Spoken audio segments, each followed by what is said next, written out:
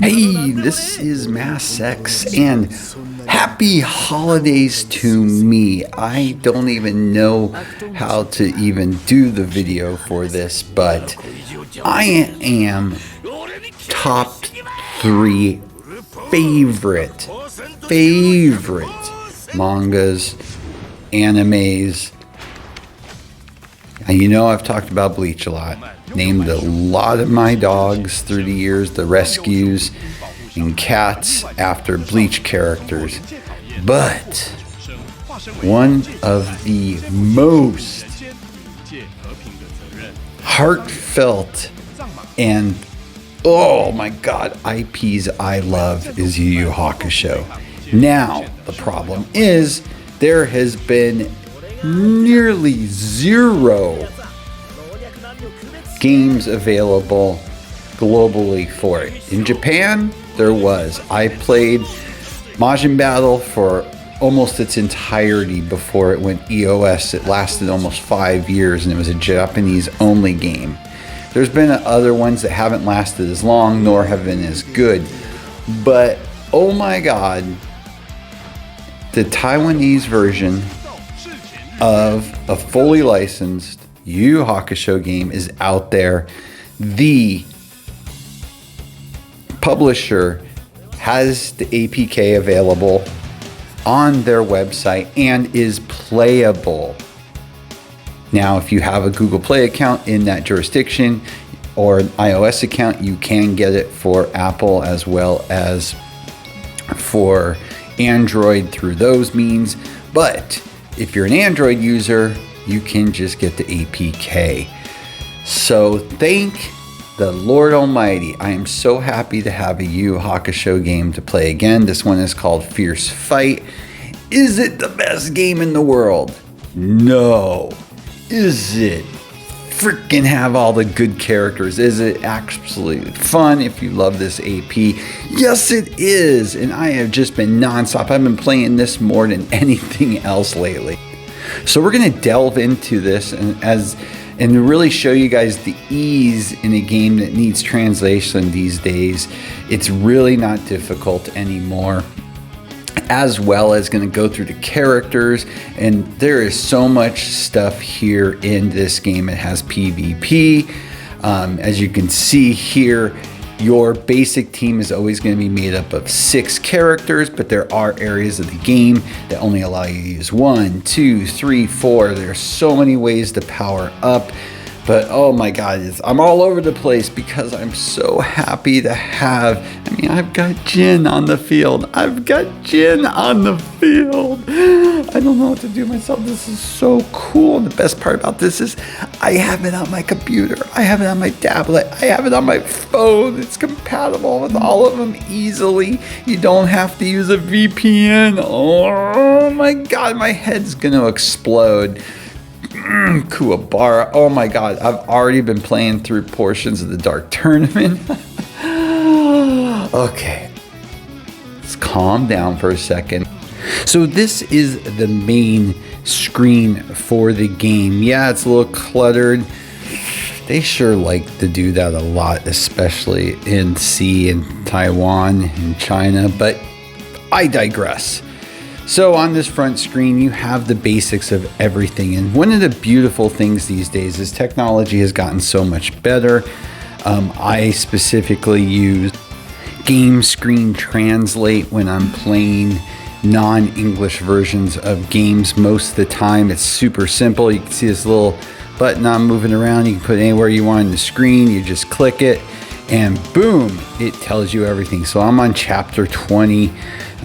In the game right now. You can see at the bottom it says different things like your lineup, your character area. You know, it does a good enough job so you know what's going on, and once you know what you're looking for, you just swipe up, it disappears. I'll leave a link for that also in the description. But let's get to the basics of this game. Okay, you've got a main story and you have an idle component that also has areas you have to play through. You've got PvP, you've got tower, you've got a maze type area. Yeah, there's a lot going on. So, but if you're going to choose to play this game, the best thing you can do is there's this little green box towards the bottom with a little present in there. You click on that. That will lead you through everything you need to do to start going through the game. And basically, it's really simple. There's always going to be 4 boxes to clear before you move on to the next area. So for instance, if I click that top box that is still that little fuchsia green blue, you will see what I have to do. And what do I have to do? I already know. I need to level up this particular character. I need to do the remainder. I've got 4 of the 6. It goes in multiples of 2. So I need to finish that off to be able to move forward. And then that bottom right that's still open, I need to play through some more of the actual main story. So, and it's that simple. It walks you through everything. The little question mark that's lit up, you've got extra areas to battle in the Genkai area. If I click on that real quickly, I'll show you guys how that is. It's the same style that we saw before. You're just getting specific characters in reference to, and so far most of them have been in the first archetype characters and some of the Dark Tournament lesser known monsters. But it's that simple. You have a ×1 and a ×2 that open up, and then later on it goes to ×5. You also have a skip button. If you know you are going to be able to beat who your opponent is, you click that and boom, you can move on quickly if you're getting tired of it. Lots of quality of life in this game. Now I have no more battles to do in this Genkai training area. I go back to the main story. I can click on that and boom, we go in. Now some of the main story parts have story beforehand. They also have cutscenes out of the anime afterwards, just so you're aware. So they definitely do pack a lot into this game, and it appears it's going to go through all the sagas to the very end, at least for purposes of this game. Now, if you don't go through that blue box, this is what the main story area looks like. And as you can see right now, they've got through chapter 11 at this point. This is your idle area. It will be directing you through that. You can imagine right here, you have your little chest bouncing up and down to collect your rewards at any given time. You can see what you're making per hour for that. And as you progress farther, you're going to get more stuff, and it will make you do this. So you don't even have to think about it. It will stop you from the main story, and you may have to do a bunch of portions in there. And when you click on it, you can see what you're going to get. It's a yellow button. You go through. Once you get to the end, of course, you get your chest of prizes. They also have time and game and play through rewards each day. So very nice right there. In addition to that, as I mentioned, you do have a tower mode. I just started the first tower mode. I was more concerned about the main story. So yeah, I'm on level 34 right now. You click on it, and what it does is you have a set team of 6 that you can change, but it will only allow you to play a certain amount of characters, and it's based on where they're positioned. So as you can see, I only have 2 characters lit up, my Hiei and that final form of Yusuke. If I click on that, it's just those 2 going to battle, and actually in this case, just this one. I don't know why the Hiei was showing. Maybe if I looked closer, he wasn't. Because yeah, usually it matches 1 per 1. Sometimes it's 2 on 1, but in the end, that's what you get. So yeah, same type of gameplay here. I'm just gonna get out of it right now. Oh shit, I lost. I guess I shouldn't have done that. But yeah, well, guess I gotta do some adjustments there on who's going in next. Now I'm mad because now I want to just beat it, but I digress right now. So where I went into all that, in that middle button that looks like that punch, the top portion where you see the Yusuke is the idle portion. The Chu is where you have the tower, and then of course you have some right here. This is kind of like those mazes. I don't even know how to describe it, but basically you're going to play through. I've already done it for today. You basically pick one of 3 areas to fight. You will get boosts as you go. If you get to the end, you get all the prizes. Pretty cool there. And then last but not least to what I've opened up so far is another kind of boss battle area. And this one is tough, really tough. I've only been able to get up to 4 on one of them and 3 on the other. The other 2 haven't opened up for me yet. And as you can see, there's even more stuff to open up in this game.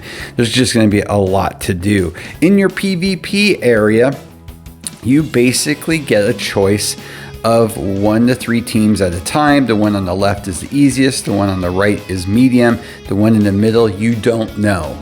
Okay, and so you get more points based on hitting the one that you don't know about. They give some pretty great prizes in here. And yep, I'm at 17, not too shabby so far. I'm still trying to figure out my PvP team because it's very different than what you use in PvE in this game, which is cool. And there's a lot of SRs that work really well in PvP, better than a lot of the SSRs. So, and speaking of that, let's go ahead and take a deep dive into taking a look at the characters first and foremost. And there's a lot of them. They've put a bunch to start this game off with. You have in this game rares, SRs, SSRs, and URs. Any of the SSRs can become a UR. And there also is another echelon of URs with the SP moniker on them, as you can see on that one right there. There's very few of those. I want to say there's about 7 total at this point, at the most, if that even. But again, they're very difficult to get, these SPURs. The only reason why I happen to have one right now is it let you pick one and you are able to pull the shards for it at an increased rate, and you are able to use your spirit orbs towards them. So yeah, so I went for it, burned through most of my spirit orbs, which really sucked. There's Jin right there. But as you can see, the ones that are lit up right now are the characters I currently have to play in the game. And you will start off with, they'll give you some good SRs. They'll give you the SR Botan, which is pretty darn good actually as a healer. I see people even using that character in PvP, as well as you will get your hands on Yusuke and Kuwabara, as well as Kurama. I don't know if I can't remember if Hiei was given to you early on, but you're going to get them all. That's not the problem. Now the ones below are ones I don't have, and there you go. You can see some of the other URs. So yeah, I was pretty darn close. 4, 6, 7. So there's 7 of them total of these SP URs, and then underneath that you can see the remaining SSRs I don't currently have at this point. So they've still got some characters to drop, no doubt about that. They're missing 2 of the kings. They've got Ryzen, of course. And quite honestly, I already have 3 of the UR's sheets, and I'll put them up on the screen already translated so I would know what they are doing. But this kind of brings us back to, this is when you have a character, this is the main screen. And right here on that first tab, you can see all the different skills it has. They're in red, so you'll be able to go through them. And then you have basically, this is your level up area. I don't think I have anything to level up at this point. No, I'm at level 34. Right here is your skills up as a whole for your character, your actual stats. So, and it actually wants me to do this. It's always pushing it. This is one of the better ways to get your stats up quickly in the game. Then you have your equipment right here, and you don't draw for the equipment. You buy it with the resources you have, and then you keep leveling it up. So my characters right now, for the most part, have level 60 equipment on them. And last but not least, it's just some more stat breakdowns. And right above that, you can see it will show you what you need to level up again. So this character, because he's already high level, a URSP, it's going to take 160 total shards to get him to that second level. I've only been able to level him up once, and I don't see it any more happening anytime soon at this point. You also have stones, which will also, you can see up in the screen, that you can put on your character to also make them stronger. But that's kind of it in a nutshell when it comes to the characters. But again, easy peasy on these. So let's go ahead and take a look at some more stuff on this game. Now again, on this last tab right here, it will show you bonuses that you can get for having a particular set of characters, especially on a team. Coming out of that, you have clubs that you can be in, and multiple things that you can do in those clubs. And as different club members do certain things, you are going to get rewards from those. As you can see, I'm collecting my boxes right now. You also have a means to get spirit orbs in there, so I do highly recommend jumping into a club on whatever server you get on. There's also a boss battle area, as well as certain items you can only get while you're in a club that you are going to need for your characters. So they really push that.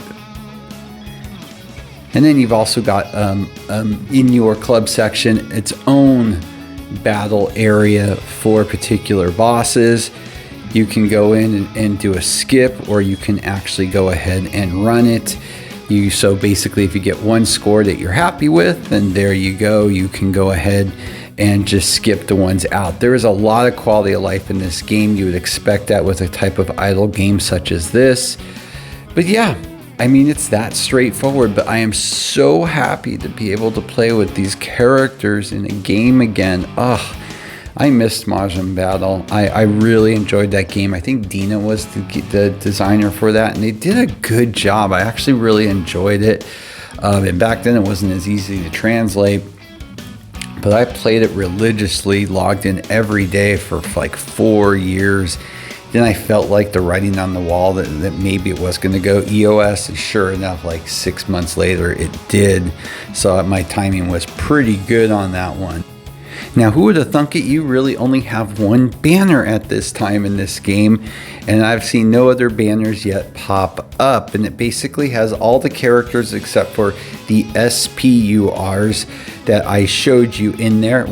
Once a day, you can pick 2 characters that you are going to get a heightened chance to get. But that's really about it in a nutshell. In the description, I will have links to all this. I'll have links to the translator if you want to use that, or if you use Google Translate, it's up to you. I'll have the link to the official website with the APK. And it also has links to the Google Play and the iOS on that website if you happen to have an account, a C account for Taiwan. In addition to that, they have a Facebook, which will translate for you on the spot. So if you want to take a look and see what types of events are going on, as well as a link for if you decide you want to play the game and you do want to not use Google Play and you want to take advantage of some of those rebates, the link for that where you're buying direct from the apps, the publisher of the game. But yes, if you're as big a fan of Yu Hakusho as I am, and you just want to have some fun to be able to play with the characters that you love, then yeah, hey, I'm all about this, and this is probably gonna be sitting on my phone, tablet, computer, anything I can think of until it goes EOS. But it's so new, I don't see it going anywhere. And quite honestly, a lot of those C games seem to last forever. But I digress, and I want to get back to this. So with that, as always, please like and subscribe. It helps a lot. Have a great day.